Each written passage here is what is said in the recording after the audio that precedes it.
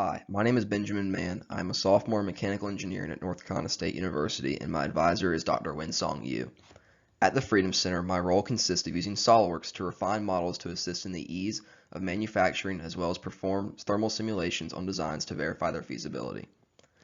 I started my work with the Freedom Center by modifying a capacitor module to minimize mechanical stress on the components. Afterwards, I performed many thermal simulations on the design to optimize the thermal management through PCB layout. I have since moved on from that project and am now working on the thermal analysis of different components in a silicon carbide-based resonant converter. Currently, I'm working on simulations for the MOSFET cooling subassembly. I use SOLIDWORKS flow simulation tools to simulate each design, and that process is what I'm going to present. For background information on the silicon carbide-based converter, having 3.3 kilovolt silicon carbide MOSFETs operating at 200 kilohertz enables 16 times reduction of transformer volume.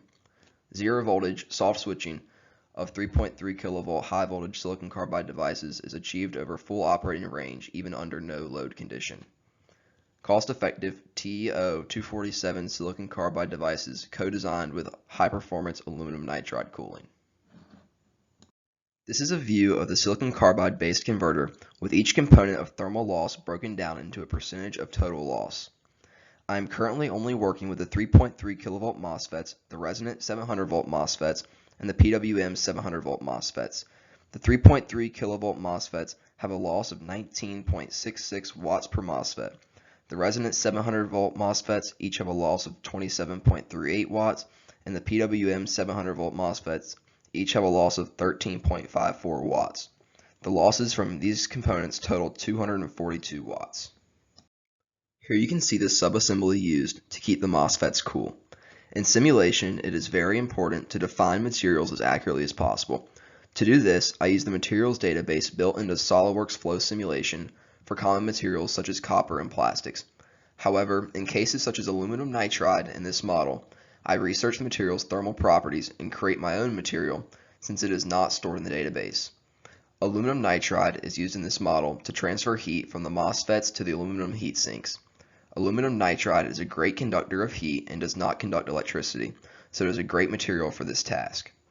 During this step, I also define the area where the fans provide airflow. In SOLIDWORKS, fans are defined by the relation between their airflow and static pressure. Static pressure is the resistance pressure a fan has to work against to move air in the desired direction. With fans, as static pressure decreases, airflow increases. To accurately represent the fans, I digitized the fan curve from the manufacturer's spec sheet and imported its data points into SOLIDWORKS using Excel. The part number for the fan used can be seen here. Now, with all the materials, heat sources, and flow conditions defined, we can run the simulation. When a simulation completes, the first thing I do is apply a surface plot to the model to provide a visual representation of the thermal distributions. Here you can see that the rear MOSFETs experience higher temperatures than the forward ones. By probing these MOSFETs, I can see that the hottest MOSFETs reach 92.37 degrees Celsius, which was expected based off previous designs. My last step in analyzing a thermal design is to look at the airflow through the design to ensure no hot air pockets have developed due to turbulent or stagnant air trapped in the model. In this model, no hot air pockets are present. This diagram shows how temperatures rise along the heat sinks, which is expected as heat is transferred from the MOSFETs through the heat sinks and eventually into the air. Cool air is visible entering the heat sink at the fan end, and warm air is seen exiting the opposite end. This diagram shows that the airflow maintains a strong velocity in the z direction. The z direction velocity is used because the heat sinks point along the z-axis. If the air maintains a strong flow in this direction, we can conclude air is properly entering and exiting the heat sink without being trapped in the model.